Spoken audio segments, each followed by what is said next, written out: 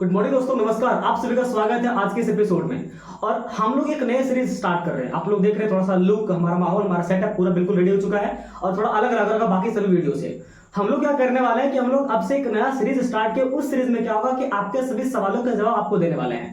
आप हमारे कोई भी सोशल मीडिया से एक्टिव होंगे, कहीं से भी हमारे साथ कनेक्टेड होंगे, चाहे तो व्हाट्सएप से होंगे, चाहे तो आप यूट्यूब से, चाहे इंस्टाग्राम से, चाहे तो फेसबुक से, कहीं से भी आप कनेक्टेड हो तो आप हमें कमेंट कर सकते हो। क्या कमेंट करोगे? आप जिस भी कैटेगरी में होगे, आप स्टूडेंट है, हाउस वाइफ है, आप कहीं भी जॉब करते हैं, आपका बिजनेस है, बिजनेस को ग्रो करना चाहते हो, स्टार्टअप शुरू करना चाहते हो, कोई सा भी फील्ड से हो, आप अपना सवाल को हमारे साथ इंक्वायरी कर सकते हो। एजुकेशन से रिलेटेड हो चाहे बिजनेस से रिलेटेड, आप सवाल करो। हम आपके सभी सवालों के जवाब एज अ वीडियो में आकर के एक वीक में आकर के देंगे। हम प्रयास करेंगे कि ऑल ओवर सभी जितने सारे कमेंट आएंगे, आपका जो भी सवाल रहेगा उस पर रेडी होकर के एक एक्शन, एक बढ़िया से रिजल्ट दे के प्रयास करेंगे। एक एग्जांपल के साथ आपके सभी सवालों को जवाब देंगे। आपका कोई सा भी सवाल होगा आप पूछ सकते हैं। तो आज के इस एपिसोड में हम उन्हीं कुछ ऐसे सिलेक्टेड लोगों के क्वेश्चन को लेकर आए हैं। हमारे साथ आप गुलशन को देख रहे होंगे। गुलशन हमारे टीम के रिसर्च डिपार्टमेंट से आते हैं। वो क्या करते हैं कि हमारे पूरे सोशल मीडिया को रिसर्च करते हैं कि कहीं कोई स्टूडेंट या फिर कोई लोग जो है वो कमेंट करके कहीं इंक्वायरी तो नहीं कर रहे हैं। तो ये हमारे रिसर्च डिपार्टमेंट से आते हैं। तो आज ये कुछ सवाल लेकर के आए हमारे साथ, तो आज हम इन्हीं के साथ डिस्कशन करते हैं। So let's get started. Ajit ji, आपने इस सीरीज को स्टार्ट में बहुत अच्छा किया। मैं चाहता हूं कि लोग अपने क्वेश्चन को पूछ सकते हैं और आंसर जान सकते हैं। तो मैं बहुत सारे सवाल को इकट्ठा किया और मैं चाहता हूं कि उन सभी सवाल को आंसर दें। तो मेरा पहला सवाल है कि शिक्षा का मुख्य अर्थ क्या है? देखिए, शिक्षा का मुख्य अर्थ होता है कि हम जिंदगी में जो कुछ भी सीखते हैं, हम जो कुछ भी ज्ञान प्राप्त करते हैं, हमें उसे अपनी जिंदगी में उतारना चाहिए। चाहे आप स्कूल में सीखे हो, चाहे वो आपको कोई टीचर सिखाया, चाहे आपके पेरेंट्स कुछ आपको ज्ञान बताए हैं, हमें बस यही प्रयास करना चाहिए कि हम जो कुछ भी सीख रहे हैं 1% अगर आप बेटर हो रहे ना तो उसको अपनी जिंदगी में उतारिए, तभी इससे आपकी ग्रोथ नजर आती है। मेरा मानना है कि implementation is the key of success. जितना ज्यादा आप चीजों को इंप्लीमेंट करोगे ना, आप उतना आगे बढ़ोगे। बचपन में हमारे टीचर सिखाते थे ना कि इन्वायरमेंट की रक्षा करनी चाहिए, जल को बचाना चाहिए, लेकिन आज भी हम देखते हैं कि वैसे लोग हमको नजर आते हैं जो 90% लोग क्या करते हैं, जल को वेस्ट करते हैं, वाटर को वेस्ट करते हैं, इन्वायरमेंट को साफ नहीं रख पाते हैं। क्यों? वो पढ़ा है, वो जानता है कि हमारे लिए कितना नुकसान है, कचरा करना चाहे तो और भी चीज करना, लेकिन फिर भी सब जानता है कि गुटखा खाना, शराब पीना बहुत नुकसानदायक होता है, लेकिन फिर भी लोग पीते हैं। तो इंप्लीमेंट नहीं ना कर रहे हैं, तो इसी की कमी है। तो हमारा मेन मतलब है कि शिक्षा का मतलब अर्थ एकदम मेन होना चाहिए कि हम जिस भी फील्ड में हो, हम अगर वहां से कुछ सीख रहे हैं तो उसको इंप्लीमेंट करो, सीख रहे हैं तो इंप्लीमेंट करो। तो मेरा पर्सनली मानना है कि implementation is the key of success. तो ये मेरा मानना है। जी, आपने बहुत अच्छा जवाब दिया। लोग जानते बहुत कुछ है लेकिन करते नहीं है, यही करना चाहिए। तो चलिए, मेरा दूसरा सवाल है। एक स्टूडेंट है शिवम, वो आपसे क्वेश्चन करना चाह रहा है कि एग्जाम में अच्छे मार्क्स कैसे लाए। चलिए, सबसे पहले शिवम को बहुत बहुत धन्यवाद कि हमसे वो कनेक्टेड और वो हमसे सवाल पूछ रहे हैं। तो ऐसे मैं इंस्पायर करता हूँ सभी स्टूडेंट को सवाल करने के लिए। तो सबसे पहले हम शिवम को बताना चाहते हैं कि एग्जाम में अच्छे मार्क्स लाने के लिए ना जो लोग मेहनत करते हैं, हम उन मेहनत को सैल्यूट करते हैं। मेरे से बहुत सारे स्टूडेंट हमारे कोचिंग में भी देखते हैं कि स्टूडेंट एग्जाम के 2 महीने पहले इस कदर लोग मेहनत करते हैं कि अपना जी जान लगाते हैं, और उनकी मेहनत को हम खुद सैल्यूट करते हैं कि इतना मेहनत करता है एग्जाम के 2 दिन पहले, चाहे तो 2 महीने पहले, चाहे तो 1 महीने पहले। और लोग क्या बोलते हैं, अरे सर हमने तो 2 महीने इतना पढ़ा ना जिसकी वजह से मेरा आज रिजल्ट इतना गया है। आपने भी सुना होगा आपने भी कि लोग स्टूडेंट कहते हैं कि हमने 2 महीने पढ़ा और इतना 90% मार्क्स उठा लिया। तो मैं पूछना चाहता हूं कि अगर आपने 2 महीने मात्र पढ़ करके इतना अच्छा रिजल्ट ले आए हो, तो यही स्पीड, यही कंसिस्टेंसी, यही हार्डवर्क, यही मेहनत अगर आप पूरे साल पढ़ोगे ना तो आपका रिजल्ट टॉप पे चला जाएगा। अब खुद सोचो ना कि आप जो 1 महीना पढ़े हो अच्छे से पूरा मेहनत लगा करके, वो आप क्यों नहीं पढ़े 12 महीने? अगर 12 महीने वही स्पीड रहता, वही डेडिकेशन होता, वही फोकस होता, वही मेहनत होता, तो आप सोचो कि रिजल्ट कितना जाता। तो रिजल्ट आने का कारण ये नहीं है कि आप नहीं पढ़ते हो, आप पढ़ते हो खूब हो, लेकिन सही टाइम पर नहीं पढ़ते हो। एग्जाम के लास्ट में खूब पढ़ते हो, प्रेशर हो जाता है तो और कुछ नहीं पढ़ पाते, टेंशन की वजह से सब कुछ भूल जाते हो। तो ये सब चीज करना चाहिए। तो मैं शिवम आपको बताना चाहता हूँ कि अगर आपको अच्छे मार्क्स लाने हैं तो सबसे पहले आप एक क्राइटेरिया फिक्स करो। जितना घंटा आप एग्जाम के पहले पढ़ते हो ना, उतना घंटा आप अभी से पढ़ो, पूरे साल पढ़ो, ताकि प्रेशराइज ना हो और एक मेंटेन रहे। आपके अंदर मेहनत करने की आदत पैदा हो जाएगी, शुरू से मेहनत करने की आदत लग जाएगी। ठीक है, चलिए। तो शिवम, मैं उम्मीद करता हूं कि आपको आंसर अच्छे से समझ में आ गया होगा। तो चलिए, मेरा अगला सवाल है रोहित की ओर से। वो पूछना चाह रहा है कि हमारे पास सब्जेक्ट तो बहुत ज्यादा है लेकिन समझ में नहीं आता है कि किस सब्जेक्ट को ज्यादा ध्यान दें। तो कोई बोलता है कि मैथ ज्यादा पढ़ो, कोई बोलता है साइंस ज्यादा पढ़ो, कोई बोलता है इंग्लिश ज्यादा पढ़ो। तो इसके बारे में आपको क्या कहना है? चलिए रोहित, आपका बहुत बहुत स्वागत है आज के इस एपिसोड में। आपने एक सवाल पूछा, बहुत अच्छा आपने सवाल पूछा भी है, और ये सवाल बहुत सारे स्टूडेंट का है। देखिए मैं आपको बताना चाहता हूँ, एक सच्चाई है लेकिन कड़वी, लेकिन सच्चाई है, ठीक है। अगर आपके स्कूल में, आपके कोचिंग में, अगर आपका सब्जेक्ट में, किसी भी सब्जेक्ट में अगर कम मार्क्स आता है तो टीचर आपको डांटते हैं। क्यों पता है? क्योंकि आपका उस नंबर में, उस सब्जेक्ट में कम नंबर आया है, और आपके टीचर क्या कहते हैं कि उसको बढ़ाओ। उसके लिए टीचर मारते भी बच्चों को कि इसमें कम नंबर क्यों आता है। लेकिन मेरा मानना है कि अगर मेरा साइंस में अगर 80 नंबर है और मेरा अगर इंग्लिश में 40 नंबर है तो हमें क्या इंप्रूव करना चाहिए? तो हमारे टीचर सिखा कर रखे हैं कि तुम्हारा इंग्लिश वीक है, इंग्लिश पे ध्यान दो। लेकिन ये ना सही तरीका नहीं है। अगर मेरा साइंस में 80% है तो क्यों ना हम 20% और फील करें साइंस में, तो 80 तो पूरा 100% का नॉलेज मेरे साइंस में आ जाएगा। अगर मेरा 80 नंबर साइंस में आ रहा है तो 20 नंबर पढ़ाई और करते हैं तो इसका मतलब साइंस में हम पूरा टैलेंट हो जाएंगे 100 नंबर का।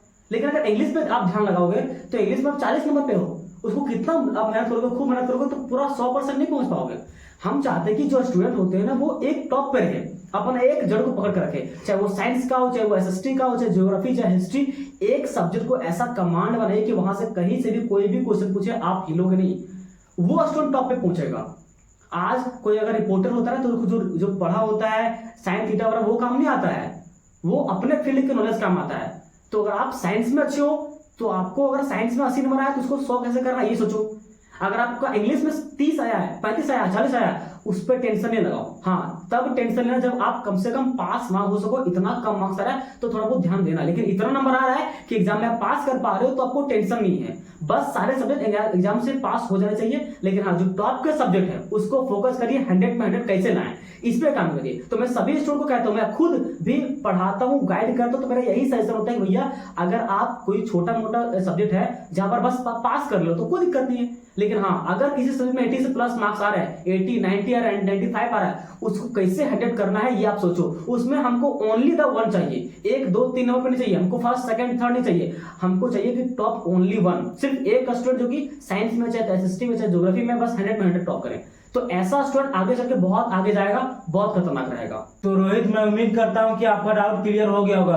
तो मेरा अगला सवाल है, एक बच्ची शिवानी की ओर से, वो पूछना चाह रही है कि हमें पढ़ने के लिए तो टाइम टेबल तो बनाते हैं लेकिन उसे फॉलो नहीं कर पाते हैं, इसके बारे में आपका क्या कहना है?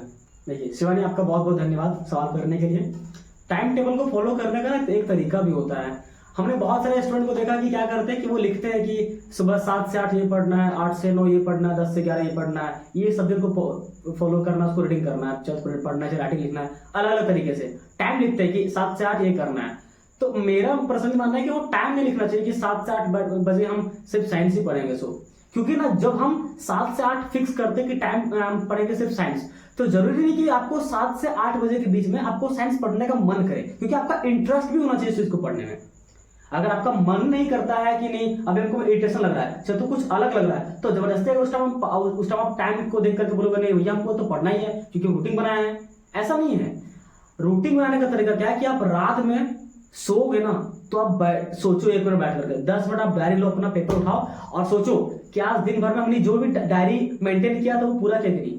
अगला दिन जब आप उठोगे सबसे पहला आपका काम रहेगा, ध्यान से सुनिएगा सारे स्टूडेंट, जब आप सुबह उठते हो तो आप बस डायरी में ये मेंटेन करो कि हमें आज इतने चैप्टर को पढ़ के खत्म करना है, इन सभी टॉपिक को पढ़ के खत्म करना है। ये मत बोलो कि हमको 7 से 8 पढ़ना है कि 10 से 12 पढ़ना है, सो नहीं, बस ये मैथ का 4 चैप्टर, 2 का एसएसटी का, 3 इंग्लिश का, इस तरीके से लिखो। ये मत लिखो कि 4 से 5 ही पढ़ना है, क्योंकि जरूरी नहीं कि 4 से 5 हम खाली रहते हैं, जरूरी नहीं कि उस टाइम को पढ़ने का मन करता है, क्योंकि मन का भी बहुत बड़ा रोल होता है। बस चैप्टर लिखिए कि हमको 4 चैप्टर खत्म करना है, मैथ का, 2 एसएसटी का, 2 इंग्लिश का, इस तरीके से, तब कवर होगा। अब मान लो कि कवर नहीं हो पाता तो सर क्या करें? होगा, कई बार होगा कि आप फेल हो जाओगे, आप नहीं कर पाओगे, लेकिन आप जब रोज लिखोगे ना डायरी पे तो आपको पता चलेगा भैया हम तो 10 दिन डायरी मेंटेन किए, 10 दिन में एक भी बार भी हमने पूरा का पूरा टारगेट अचीव नहीं किया। लेकिन आपको 11वां दिन आपको एहसास होगा, आपको 15वां दिन, आपको 30वां दिन, आपको 50वां दिन अफसोस कराएगा कि आपने तुम 50 दिन से तुम जो गोल बना रहे हो अचीव तुम नहीं कर रहे हो। लेकिन जिस दिन से करना शुरू कर देना वो आपको ट्रांसफॉर्म कर देगा। मैं बता रहा हूं, इसका रिजल्ट हमने देखा है। आप 20 दिन, 30 दिन, 1 महीने तक लगातार उस चीज को टारगेट लिखो कि हमको आज ये पढ़ के उठना है। टाइम मत लिखो, लेकिन पढ़ के उठना ये मत लिखो, ये लिखो। लेकिन अगर आप नहीं भी कर पाओगे ना तो भी फिर करना शुरू करोगे। क्यों पता है? आपको अफसोस लगेगा कि हम बना तो रहे टारगेट लेकिन पूरा नहीं कर पा रहे हैं। बस तो मेरा बस थोड़ा आइडिया अलग है कि नहीं, टाइम को मत लिखो, क्योंकि टाइम में मेरा जरूरी नहीं कि हम उस टाइम फ्री रहते हैं। तो बस मेरा यही रिकमेंड है। तो चलिए, मेरा अगला सवाल है राजेश की ओर से। वो जानना चाहता है कि बुक रीडिंग करने से क्या फायदा है। चलिए राजेश जी, आपको इसका मतलब जरूर पता है कि बुक रीडिंग करने के कुछ तो फायदे होते हैं, तभी आपने ये सवाल पूछा है। और अगर आपको इसका आंसर मिल जाए कि बुक रीडिंग करने के क्या फायदे होते हैं, तो आप जरूर रीडिंग करोगे और फायदा जानने के बाद। क्योंकि जब तक हमको प्रॉफिट नहीं पता ना, हम काम ही नहीं करते। जब तक हमको अपना गोल पता नहीं, तो हम काम ही नहीं करते। तो आपको गोल पता होना चाहिए। देखिए, आपने बचपन में कविताएं सुनी होगी, आपके टीचर आपको पढ़ाते होंगे। वो क्या करते हैं, किस तरीके से पढ़ाते हैं कि वो जो कविता जो लिखते हैं लेखक कवि, वो इतने कम शब्द में इतने बड़ी बड़ी बातें करते हैं। आप जब कविता पढ़ोगे, स्टोरी की बात नहीं कर रहे हैं हम, कविताएं की बात कर रहे हैं, पोएम की बात कर रहे हैं। उसमें पोएट्री जो होते हैं वो कुछ छोटे छोटे वर्ड लिखते हैं, कुछ ऐसे वर्ड लिखते हैं जिसको हम जानते भी नहीं हैं, और उसका अर्थ बहुत लंबा होता था। और आप जब एक पोएम पढ़ोगे तो जब टीचर एक्सप्लेन करते हैं ना, तो एक स्टोरी की तरह लगती है। लेकिन जब देखते बुक में, ये तो छोटा सा पैराग्राफ तो 4 लाइन का है, लेकिन 4 लाइन का अर्थ बहुत लंबा निकलता है। इसका मतलब बुक रीडिंग करने से हमें ये सीख मिलती है कि कौन सा जो पोएट्री है, कौन सा जो कवि है, कौन सा लेखक है, वो किस तरीके से अक्षरों को बुने हैं, किस तरीके से सजावट किया है, किस तरीके से कम अक्षर में अच्छी बातें बोल के दिखाई है, कम शब्दों में अधिक से अधिक बातें एक्सप्लेन करके दिखाई है। हमें समझ में आता है कि हम भी अगर हम राइटर बनना चाहें, हम भी कंटेंट क्रिएटर बनना चाहेंगे, हम भी कंटेंट राइटर बनना चाहेंगे, तो कैसे हम कवि की तरह से बातें लिख सकते हैं। ये बहुत डिफिकल्ट हम लोग को लगता है, सर लिखने में क्या लिख सकते हैं, हम लोग वही आंसर लिख पाएंगे जो हम लोग को याद करके रखें। लेकिन ऑन द स्पॉट आप नहीं बोल पाओगे। ऑन द स्पॉट आपके दिमाग से जो निकलेगा उसको एक्सप्लेन करना लिख करके मुश्किल है। ऐसे वर्ड खोजना आपने देखोगे, आप अगर बुक पढ़ते हो आपको पता होना चाहिए कि कितना खतरनाक वर्ड आता है, कितनी अच्छी अच्छी वर्ड आते हैं जो लोग सुनते नहीं है, उसके ऊपर हम लोग पता करते हैं अच्छा इसका मतलब क्या होता है। तो बुक रीडिंग करने के ये फायदे होते हैं कि आपको पता चलता है कि कौन सा अक्षर कैसे बुना हुआ है, किस संरचना में बुना हुआ है, क्या उसका भाव प्रकट होता है, लिखने का तरीका पता होता है। जो लोग कंटेंट राइटर होते हैं उनको भी बहुत हेल्प मिलती है। जो लोग लेखक बनना चाहते हैं, जो कविताएं लिखते हैं, जिनके सुर अच्छे होते हैं, वो फॉलो करते हैं इस चीज को। तो चलिए आज के एपिसोड में इतना ही काफी है, अगले एपिसोड में और लोगों की सवाल लेंगे। तो चलिए, आप सभी का प्रेम पूर्वक बहुत बहुत धन्यवाद। आपने इतना देर तक वीडियो देखा, आपने कमेंट किया, और मैं उम्मीद करता हूँ जितने लोग मैंने आंसर कर पाया, उम्मीद करता हूँ वो आंसर अच्छे लगे होंगे। अगर अच्छा लगा वीडियो तो वीडियो को शेयर करिए और ऐसे ही कमेंट करिए। आप बस कमेंट करके देखिए कि मैं आपका आंसर दे पाता हूँ कि नहीं। ठीक है, आप बस कमेंट करो, हम पूरी तरीके से तैयार होकर के आपके आंसर को देंगे। यही हम ये सीरीज स्टार्ट किया था कि हम आपके डाउट्स को क्लियर करें, क्योंकि आपके दिमाग में बहुत कुछ होता है और आप चाहते हो कोई कहे जिसको मैं पूछूं, जिसको मैं क्लियर करूं, मेरे प्रेशर है, कुछ डाउट है, उसको क्लियर करो पूछ करके। तो वो पूछिए खुला, जो भी पूछना आपको। ठीक है, तो यहाँ तक वीडियो देखने के लिए एंड तक, और चैनल को सब्सक्राइब करने के लिए आपने कर दिया है, हमको पता है, और किसी और के साथ शेयर करने के लिए, वीडियो को लाइक करके हमारा उत्साह बढ़ाने के लिए आप सभी का प्रेम पूर्वक बहुत बहुत धन्यवाद।